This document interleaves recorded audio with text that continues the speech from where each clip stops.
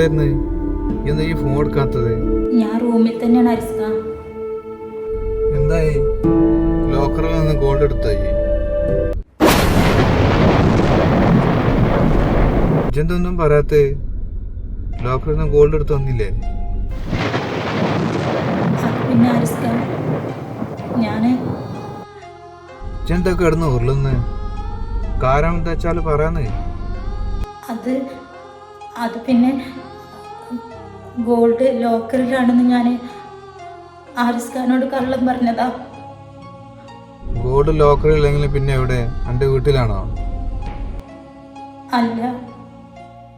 പിന്നെ എന്റെ സ്വർണ്ണൊക്കെ എവിടെടി?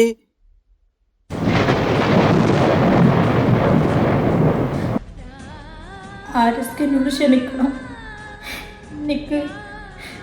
നിക്കൊരു തെറ്റ് പറ്റിപ്പോയി. ഒരു തെറ്റോ? ബാക്കിയൊക്കെ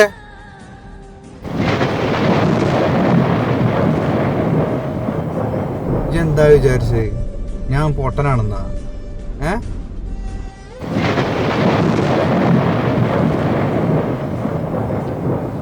എന്താ വിചാരിച്ചത്?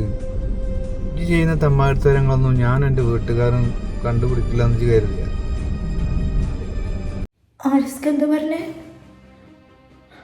എന്നോട് സ്നേഹം നടിച്ച് എൻ്റെ ഉമ്മാടും പെങ്ങന്മാടും കാണിച്ചു കൂട്ടിയ സകല തമ്മാടുത്തവരും അറിഞ്ഞിട്ട് തന്നെയാടി ഞാൻ അവിടെ നിന്ന് ഫ്ലൈറ്റ് കയറിയത്.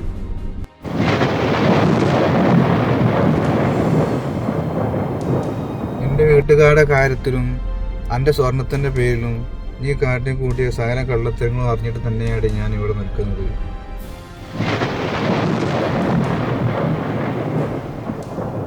എന്ത് തെറ്റാടേ ഞാനും എൻ്റെ വീട്ടുകാരും എന്നോട് ചെയ്ത് തെറ്റ്? സ്വന്തം മോളെ പോലെ എന്നെ സ്നേഹിച്ചതാണ് എൻ്റെ ഉമ്മ ചെയ്ത് തെറ്റ് എന്നോട്?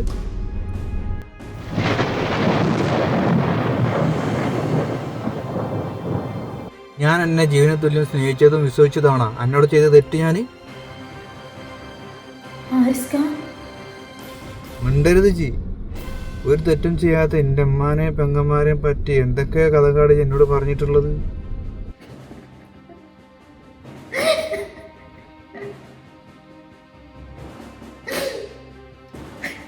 എന്നെ ജീവന തുല്യം സ്നേഹിച്ചും വിശ്വസിച്ചും പോയതാണ് ഞാൻ ചെയ്ത തെറ്റ് എന്നോട്?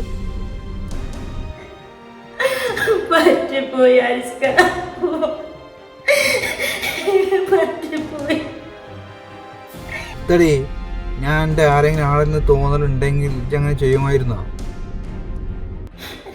ഞാൻ പറയുന്നതൊന്ന് ആരിസ്ക കേൾക്ക്. ഒക്കെ എന്റെ തെറ്റന്നെ. പക്ഷെ അതൊക്കെ ആരിസ്കാരോട് പറയാൻ വേണ്ടി നിൽക്കായിരുന്നു ഞാൻ. സത്യം ഞാൻ പറയണേ. ചെയ്തത് തെളിവ് സഹിതം കണ്ടും കേട്ടും എനിക്ക് മതിയായി. ഇനി മേലെ എൻ്റെ ജീവിതത്തിൽ നിന്നെ കണ്ടുപോകരുത്.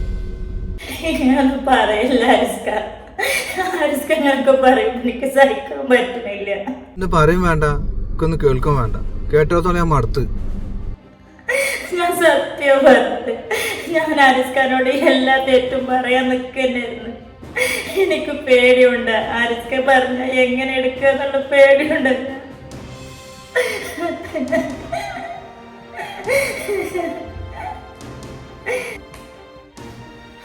അതൊക്കെ നേരല്ല.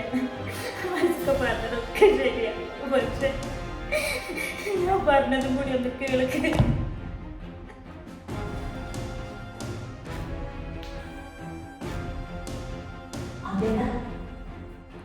എന്താടി കുഞ്ഞോളെ കരച്ചിലല്ലേ കേൾക്കണത്? എന്താ പ്രശ്നം തോന്നുന്നുട്ടാ? ശരിയാണല്ലോ. ആരിസ് വിളിക്കണ്ടാവും ചിലപ്പോ. ജിമ്മാനെ വിളിച്ചാ? അങ്ങനെ പറയില്ല ആരിസ്ക. എന്താടി കുഞ്ഞോളെ കരച്ചിലാ കേൾക്കണത്?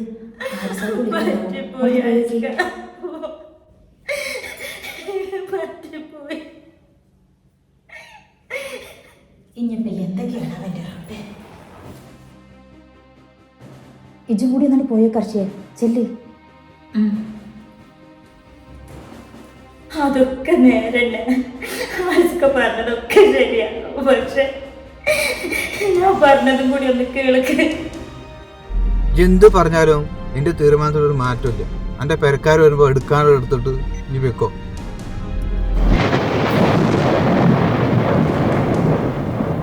ക്ഷമയുടെ അങ്ങേയറ്റം കടന്നു നിൽക്കുകയാണ് ഞാൻ. എന്തൊക്കെയായിട്ട് എടുക്കാറുള്ളത് വീട്ടിൽ നിന്ന് എടുത്തിട്ട് ഇപ്പം ഇറങ്ങണം എൻ്റെ വരയിൽ നിന്ന്. അങ്ങനെ പറയില്ല അരിസ്ക, എൻ്റെ തെറ്റന്നെ. അതിന് എന്ത് ശിക്ഷ വേണമെങ്കിലും നിങ്ങൾ തന്നത്. പക്ഷേ എന്നെ എന്തൊക്കെ ആയിട്ട് ഒഴിവാക്കി കളയില്ല അരിസ്ക.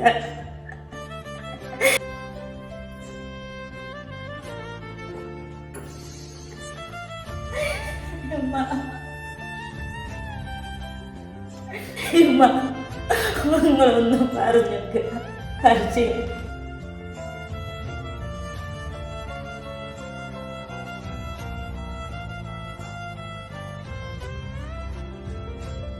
അങ്ങനെ പറയില്ല ഹിമ ഞാൻ കാല് പിടിക്കാം. നിങ്ങൾ ഹർസ്കാരോട് ഒന്നും പറഞ്ഞോക്കി, ഒന്നും പറഞ്ഞോക്കിമ്മ. ഹരിസേ, അമ്മയുടെ കുട്ടി ഒന്നും കൂടി. ഉമ്മ ഒന്നും പറയണ്ട, ക്ഷമിച്ചതോളം അങ്ങേയറ്റം ഞാൻ ക്ഷമിച്ചു. അവളെ ആങ്ങളമാരുടെ കാര്യങ്ങൾ ഞാൻ പറഞ്ഞിട്ടുണ്ട്. ഇപ്പൊ വരും അവളെ ആങ്ങളമാർ അവളെ കൊണ്ടുപോകാൻ.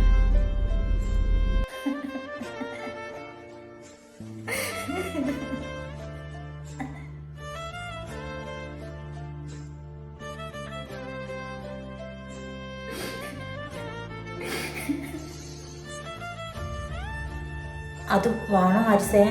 ഒന്നും കൂടി ആലോചിച്ചിട്ട് പോരെ? നിങ്ങൾ ഫോൺ വെച്ചോളി, എനിക്കൊന്നും പറയാനില്ല ഇതിൽ. ഹലോ ഹലോ, ഓന് ഫോൺ വെച്ചല്ലോ.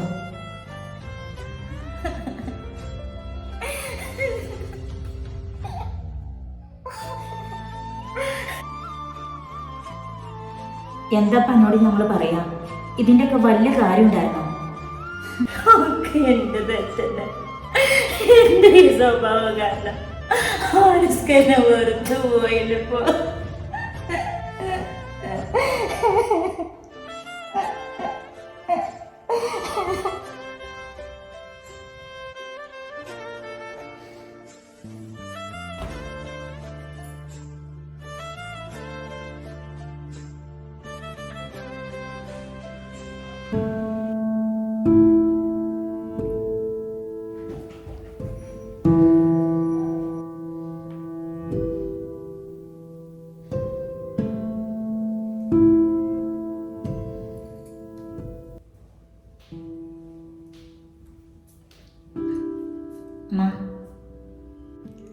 കൊടുക്ക്, ഒരു ഗ്ലാസ് വെള്ളം കുടിച്ചോളെ. എന്താ സൽമാത്ത?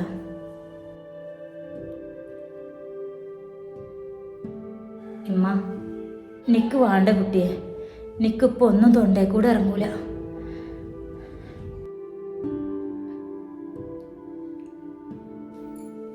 എന്താ ഞാൻ നിങ്ങളോടൊക്കെ പറയാം? എൻ്റെ കുട്ടീനെ ഞാൻ അന്നേ വരെ ഇത്ര ദേഷ്യത്തോടെയും സങ്കടത്തോടെയും കണ്ടിട്ടില്ല. ആ ഓനോട് ഞാൻ എന്ത് പറഞ്ഞാലും ഇപ്പോൾ ഓൻ്റെ ചെവിയിലേക്ക് കയറില്ല. ഓനൊരിക്കലും ഞാൻ തെറ്റു പറയില്ല. അത്രയും വലിയ തെറ്റോളാ ഈ പേരൻ്റെ ഉള്ളിൽ എൻ്റെ മകള് കാട്ടിക്കൂട്ടിക്കണത്. ഓള് ഞങ്ങളോടൊക്കെ പെരുമാറുന്നതും ഇമ്മാനോട് മോശമായിട്ട് സംസാരിക്കുന്നതൊക്കെ നിങ്ങളെല്ലാവരും അന്ന് ആരിസ്ക കാണിച്ച വീഡിയോയിൽ കണ്ടിട്ടുണ്ടാവുമല്ലോ അല്ലേ? എന്നിട്ടും ഓളെ ഞങ്ങളിവിടെ നിർത്തിയിരുന്നതേ ഇമ്മാക്ക് നല്ലൊരു മരുമോളും ഞങ്ങൾക്ക് നല്ലൊരു നാത്തോനും ആരിസ്കാക്ക് ചേരുന്ന ഒരു ഭാര്യയാക്കിയിട്ടും അവളെ മാറ്റിയെടുക്കാന്നുള്ള ഒരൊറ്റ ലക്ഷ്യത്തോടെയാണ്. അതുകൊണ്ടാ അന്ന് ആരിസ്ക അവളോട് ജോലിയൊക്കെ പോയിന്നും കയ്യിൽ 5 ക്യാഷില്ല, ഇപ്പം മൊത്തത്തിൽ കടത്തിലാണെന്നൊക്കെ അവളോട് കള്ളം പറഞ്ഞതും. അതെ, അതിന് ശേഷം ഓള് ഞങ്ങളോടൊക്കെ ഒന്ന് മയത്തിൽ പെരുമാറി തുടങ്ങാൻ തുടങ്ങിയത്. പക്ഷേ ഇതൊക്കെ അറിഞ്ഞപ്പോൾ ആ സ്നേഹവും ഓൾ അഭിനയാണോ അതോ ശരിക്കുള്ളതായിരുന്നോ എന്ന് പോലും ഞങ്ങൾക്ക് തന്നെ ഇപ്പോൾ സംശയമായി. ഓള് ചെയ്ത സകല തെറ്റോളും പുറത്ത് ഇവർ രണ്ടാളിൽ ഒരാളായിട്ട് കാണാൻ തുടങ്ങി വരികയായിരുന്നു ഞാൻ.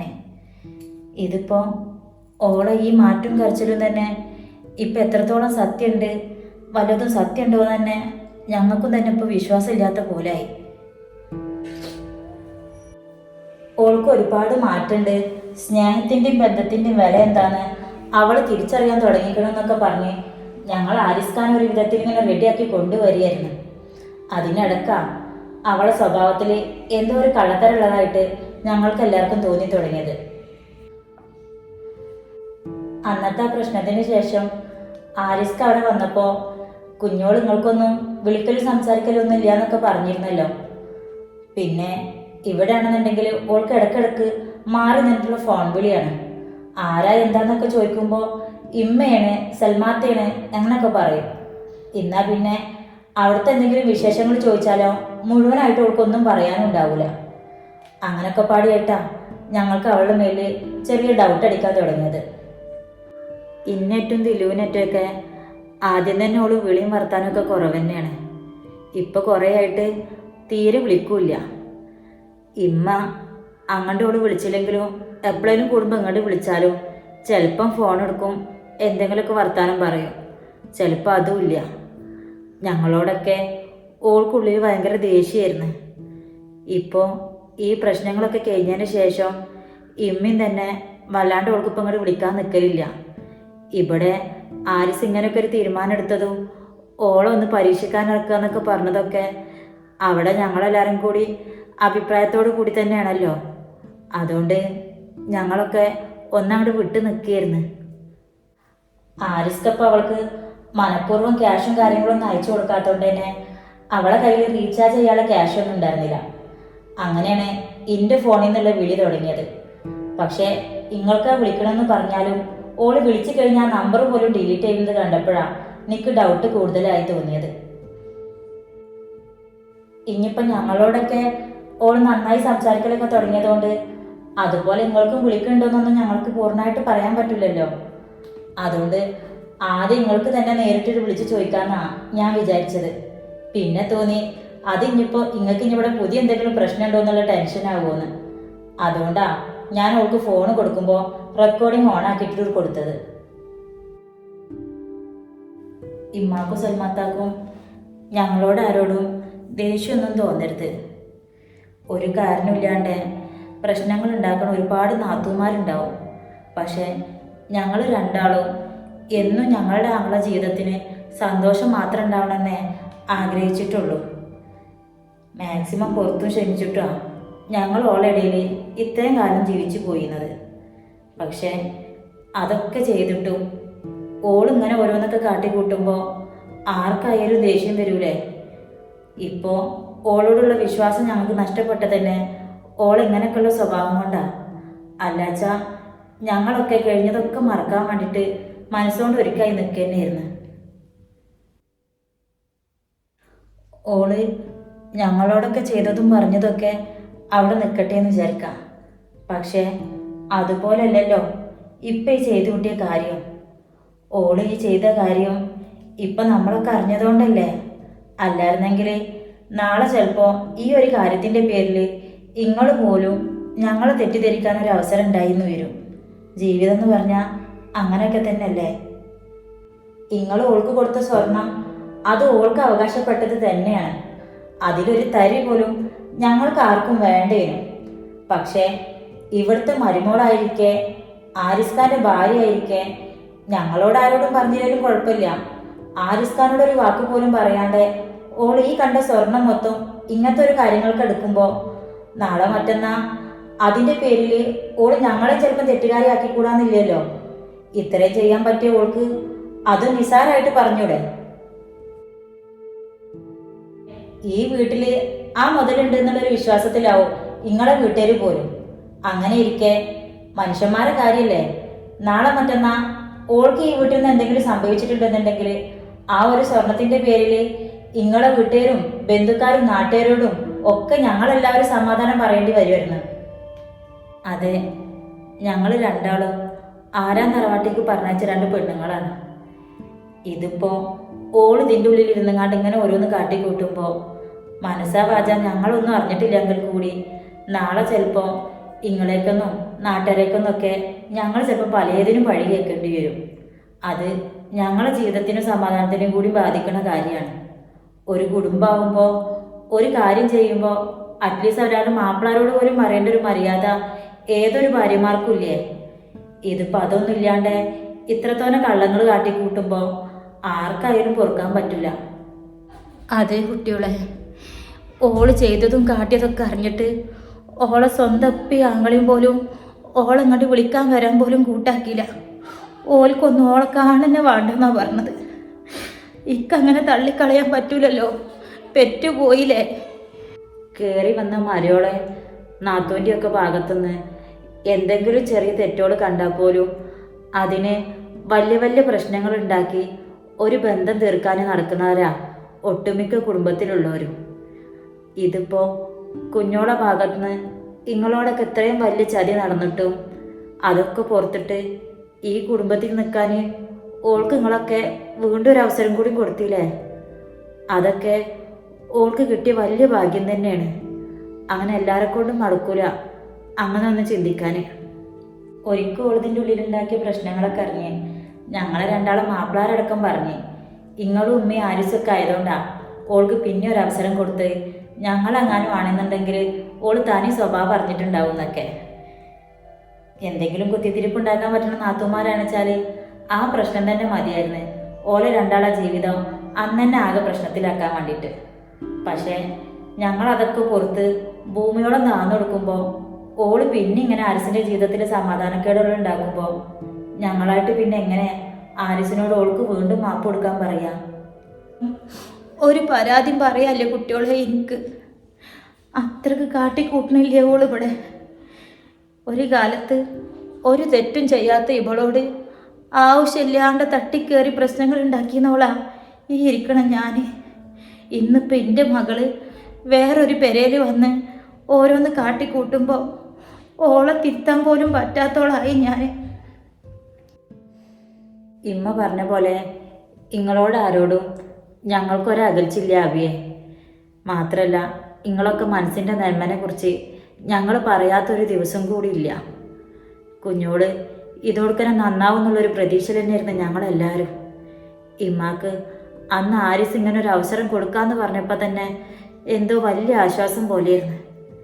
പറഞ്ഞിട്ടെന്താ, പഠിച്ച ഓളെ ജീവിതത്തിന് ഇങ്ങനെയൊക്കെ ആയിരിക്കും വെച്ചിട്ടുണ്ടാവുക. അല്ലാതെ ഇപ്പം എന്താ കാട്ടുക? ഒന്നും തീരുമാനിക്കുന്നത് നമ്മളാരുമില്ലല്ലോ, ഒക്കെ പഠിച്ചോ മുൻകൂട്ടി കരുതിയിട്ടുണ്ടാവും. എന്നാ നമുക്കിറങ്ങാൻ നോക്കല്ലേ അമ്മ? ആ പോവുക. ഓളോട് എടുക്കാനുള്ളത് എന്താ വെച്ചെടുത്തിട്ട് ഇറങ്ങാൻ പറയും.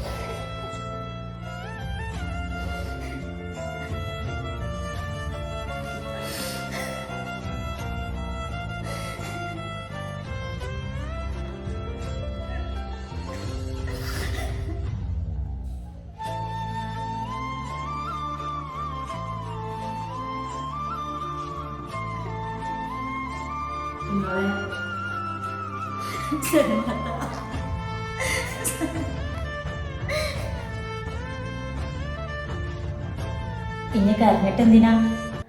അൻ്റെ ഓരോ തെറ്റ് കാണുമ്പോഴും തിരുത്താൻ നിന്ന ഞങ്ങളൊക്കെ എനിക്ക് ശത്രുക്കളായിരുന്നല്ലോ.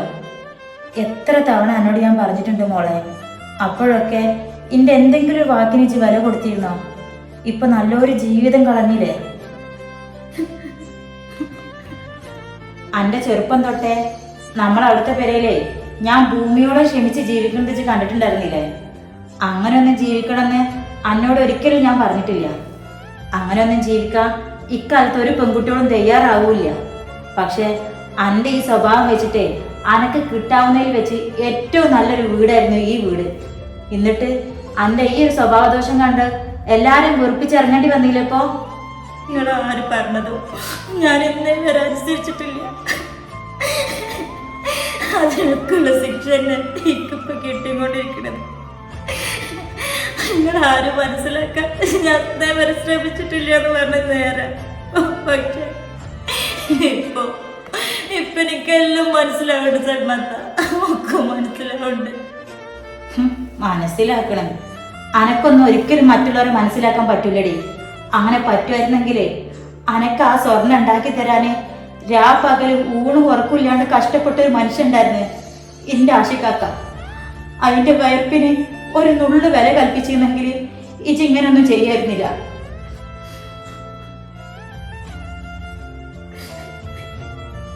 അതിന്റെ കയ്യിൽ വല്ലതും ഉണ്ടോ ഇല്ലയെന്ന് പോലും ചോദിക്കണ്ടേ. എല്ലാരും കൂടി അന്ന് എൻ്റെ കല്യാണം തീരുമാനിച്ചപ്പോഴേ അനക്ക് തരാനുള്ള സ്വർണത്തിന് വേണ്ടിയിട്ട് പകൽ അത് കിടന്ന് കഷ്ടപ്പെടുന്നത് ഞാൻ മാത്രമേ കണ്ടിട്ടുള്ളൂ.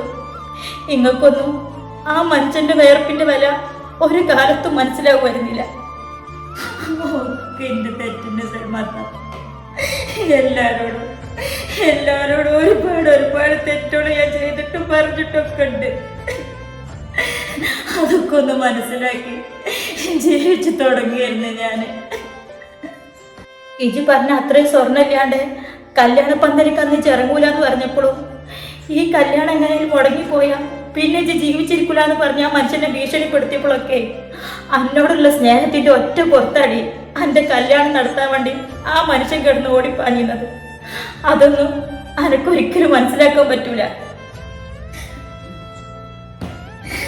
സ്നേഹത്തിന്റെ ബന്ധത്തിന്റെ വില അനക്ക് മനസ്സിലാക്കാനുള്ള കഴിവുണ്ടായിരുന്നെങ്കിലേ ആ മനുഷ്യനായിരുന്നു ജാതി മനസ്സിലാക്കിയിരുന്നത്. ഒരാവശ്യം വന്ന സമയത്ത് അന്നോട് കാല് പിടിക്കും പോലെ ചോദിച്ചില്ലടി ആ സ്വർണത്തിൽ നിന്ന് എന്തെങ്കിലും ഒന്ന് തിരുമറിക്ക് കൊടുക്കാൻ വേണ്ടിയിട്ട്. എന്നിട്ട് ആ സമയം ആ മനുഷ്യനെ തള്ളി പറഞ്ഞ് ആ സ്വർണം കെട്ടിപ്പിടിച്ച് ഇറങ്ങി പോന്നോളാജ്. ഇപ്പൊ എന്തായി? ആ സ്വർണം എന്റെ ജീവിതം തന്നെ ഇല്ലാണ്ടാക്കിയില്ലേ? ശരിയാ സൽമാത്ത, പണത്തിനോടും സ്വർണത്തിനോടുള്ള ആർത്തിക്കാരനോ നിങ്ങൾ ആരും മനസ്സിലാക്കാൻ ഞാൻ ശ്രമിച്ചിട്ടില്ല. എന്നിട്ടിപ്പൊ എന്ത് നേടിജി? അത്യാർത്ഥി മൂത്ത് സ്വന്തം കുടുംബവും ഭർത്താവിന്റെ കുടുംബവും വെറുപ്പിച്ചോളായില്ലപ്പജി. ഇനിയുള്ള ജീവിതത്തില് അനക്ക് ആരിസിന്റെ കുടുംബം പോലെ ഒരു കുടുംബവും ആരിസിനെ പോലത്തെ ഒരു ചെക്കനെ കിട്ടുമെന്ന് അനക്ക് തോന്നുന്നുണ്ടാ? ഇപ്പൊ നിങ്ങളൊക്കെ പറഞ്ഞതിന് ശരി തെറ്റും ഒക്കെ എനിക്ക് മനസ്സിലാക്കാൻ പറ്റുന്നുണ്ട്. പക്ഷെ ഞാൻ പറയണത് ഇപ്പൊ ആരും വിശ്വസിക്കണില്ലല്ലോ. ഇനിങ്ങനെ വാവിട്ട് കരഞ്ഞിട്ടൊന്നും കാര്യമില്ല. ഇജി ചെയ്തതിനുള്ള കർമ്മഫല ഇപ്പൊ ഇജി അനുഭവിക്കണമെന്നുണ്ട് വിചാരിച്ച് സമാധാനിക്കല്ലാണ്ട് വേറൊരു വഴി ഇനിയില്ല. ബാഗ് കൊടുത്തിട്ട് ഇറങ്ങാൻ നോക്ക്.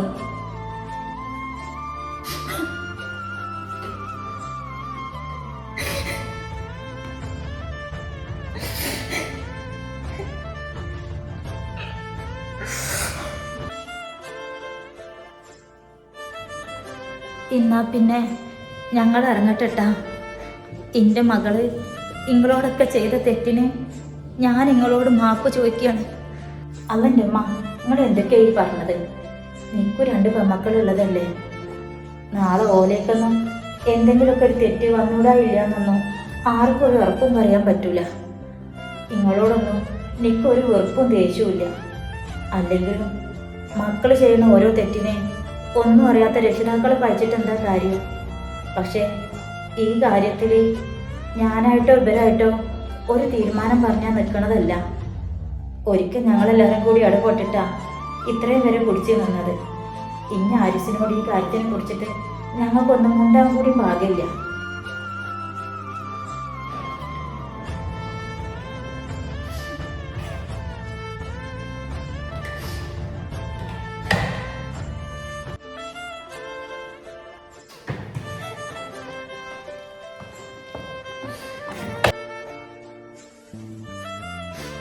പൊറുക്കാൻ പറ്റാത്ത തെറ്റാ ഞങ്ങളോടൊക്കെ ചെയ്തത്. എല്ലാത്തിനും ഞാനൊരിക്കൽ നിങ്ങളോടൊക്കെ മനസ്സറിഞ്ഞ് മാപ്പ് പറഞ്ഞതാ. എന്നാലും വീണ്ടും പറയാം, ഞാൻ അന്ന് പറഞ്ഞതും ഇപ്പൊ കാണിച്ചുകൊണ്ടിരിക്കുന്നതൊന്നും ഒരിക്കലും കള്ളത്തരല്ല. എൻ്റെ ഉള്ളറിഞ്ഞ് ഞാൻ നിങ്ങളൊക്കെ ഒന്ന് മനസ്സിലാക്കി സ്നേഹിച്ച് തുടങ്ങണേ ഉണ്ടായിരുന്നുള്ളൂ. സത്യമായിട്ടും ഞാനിപ്പോൾ കുറച്ച് ദിവസമായിട്ട് ചെയ്തുകൊണ്ടിരിക്കണമെന്നു അഭിനയല്ല അഭ്യത്ത. ഇപ്പൊ എനിക്ക് തെറ്റൊക്കെ മനസ്സിലാവുന്നുണ്ട് അർഷിയ. തെറ്റ് പറ്റാത്തവരായിട്ട് ആരുമില്ല കുഞ്ഞോളെ. നമ്മളെല്ലാവരും മനുഷ്യന്മാർ തന്നെയല്ലേ. പക്ഷേ ആ ചെയ്ത തെറ്റ് ന്യായീകരിക്കാൻ വേണ്ടിയിട്ട് പിന്നെയും ഒന്നിനു പുറമെ ഒന്നായിട്ട് ഇങ്ങനെ കള്ളം പറഞ്ഞു കൂട്ടുമ്പോഴേ നമുക്ക് നഷ്ടമാണത് നമ്മളെ വിശ്വസിക്കണവരെ സ്നേഹം മാത്രമല്ല, വിശ്വാസം കൂടിയാണ്. അന്ന ആരിസ് എത്രത്തോളം വിശ്വസിച്ചിരുന്നെന്ന് അനക്കെന്നെ അറിയാലോ കുഞ്ഞോളെ. അങ്ങനെ അന്ന കണ്ണും കൂട്ടി വിശ്വസിച്ചതുകൊണ്ടാണല്ലോ ഒരിക്കൽ ഞങ്ങളെപ്പോലും ഓൻ തെറ്റിദ്ധരിച്ചു പോയത്. അങ്ങനെയുള്ള ഒരാണിൻ്റെ വിശ്വാസമാണ് ഇജില്ലാണ്ടാക്കിയത്. സ്നേഹം പോയാൽ ചിലപ്പോൾ നമുക്കത് തിരിച്ചെടുക്കാൻ പറ്റിയെന്ന് വരും. പക്ഷേ വിശ്വാസം ഉണ്ടല്ലോ, അത് പോയി കഴിഞ്ഞാൽ ജീവിതാവസാനം വരെ അയാളെ മേലിൽ നമുക്ക് ആ ഒരു സംശയം എപ്പോഴും ബാക്കി നിൽക്കും. ഞങ്ങളോടൊക്കെ ചെയ്തതും പറഞ്ഞതൊക്കെ ആരിസ്ഖാനോട് പറയാനുള്ള പേടിയുണ്ട് ഞാനൊന്നും പറയാണ്ടിരുന്നത്. ഈ സ്വർണത്തിൻ്റെ കാര്യം അതെനിക്ക് പറ്റിപ്പോയൊരു തെറ്റന്നെ. എൻ്റെ ആർത്തി കാരണം പറ്റിപ്പോയ വലിയൊരു തെറ്റ്. എന്താ പന്നോട് ഞങ്ങളൊക്കെ പറയാ? ഇജിപ്പെടുന്ന് ഇറങ്ങിയല്ലാണ്ട് ഇനി ഇവിടേക്ക് വിളിക്കുക പോലും ചെയ്യൂലെന്നും പറഞ്ഞിട്ടാ ആരിസ് ഫോൺ വെച്ചത്. അങ്ങനെയുള്ള ഓനോട് പിന്നെ ഞങ്ങൾ എന്ത് പറയാൻ വേണ്ടിയിട്ടാണ്? സ്വന്തം വീട്ടുകാരോടും ഇവിടെ ഉള്ളവരോടും ഞാൻ ഒരുപാട് തെറ്റ് ചെയ്തിട്ടുണ്ട്. ഇന്നേ വരെ ഒരാളോടും എനിക്ക് ഉള്ളറിഞ്ഞൊരു സ്നേഹവും തോന്നിയിട്ടില്ല. പക്ഷെ ആ കൂട്ടത്തിൽ ആരിസ്ഖാനെ കാണരുതെന്ന് പറയണം. ഞാൻ ഇന്നോളം ആരെങ്കിലും സ്നേഹിച്ചിട്ടും മനസ്സിലാക്കിയിട്ടുണ്ടെങ്കിൽ അതിൻ്റെ ആരിസ്ഖാനെ മാത്രം. ആരിസ്ഖാന്റെ സ്നേഹത്തെ നഷ്ടാവുമെന്നുള്ള പേടിയുണ്ടാണ് ഞാൻ എൻ്റെ സ്വഭാവം പോലും മാറ്റിയത്. എന്നിട്ട് ഒക്കെ ഒരുപാട് വൈകിപ്പോയിൻ്റെ മകളെ. ഇപ്പോഴേ ഏറ്റുപറിച്ചിലും ഈ തേങ്ങിക്കരച്ചിലും ഒക്കെ കുറച്ചും കൂടി മുന്നേ വേണ്ടിയിരുന്നു. ഇനിയിപ്പോൾ പറഞ്ഞിട്ടൊന്നും കാര്യമില്ല. പടച്ചോൻ എൻ്റെ ജീവിതത്തിൽ ഇതാണ് ഈ ഏകിക്കണമെന്ന് വിചാരിച്ച് സമാധാനിച്ചാളെ. ആ പെട്ടിയെടുത്തിട്ട് പോരാൻ നോക്ക്. പോവാ പോവാ.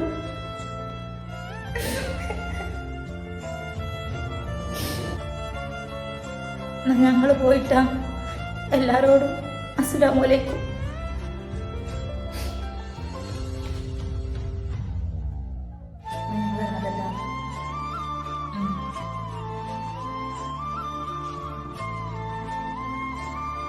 സ്നേഹവും വിശ്വാസവുമാണ് ഓരോ ജീവിതത്തെയും സുന്ദരമാക്കുന്നത്.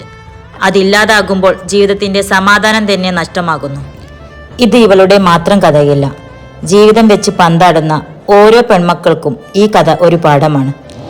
കനിവിൻ്റെ ഇന്നത്തെ എപ്പിസോഡിനെ കുറിച്ചുള്ള നിങ്ങളുടെ അഭിപ്രായങ്ങൾ കമൻറ്റ് ചെയ്യുക. വീഡിയോ ഇഷ്ടമായി ലൈക്ക് ചെയ്യുക. മാക്സിമം ഷെയർ ചെയ്ത് സപ്പോർട്ട് ചെയ്യുക. ഇൻഷാ അല്ലാഹ് കനിവിൻ്റെ അടുത്ത എപ്പിസോഡിൽ കാണും വരെ മാസലാമ.